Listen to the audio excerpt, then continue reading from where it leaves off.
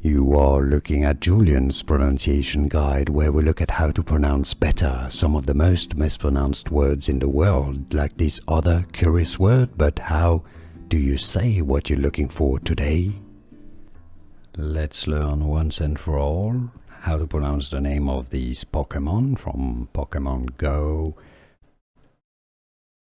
Once and for all, it's pronounced as Typhlosion, okay? Why? Because it comes from typhoon. You know what a typhoon is, right? A hurricane in Asia.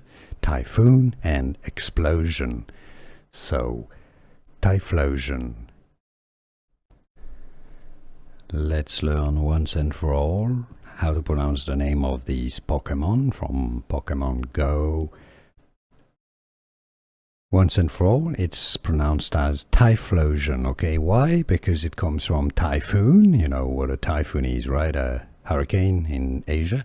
Typhoon and explosion. So, Typhlosion. Here are more videos on how to pronounce more confusing words and names too many mispronounced. Like this video if you found it useful. I appreciate your support. I'll see you soon and thanks for watching.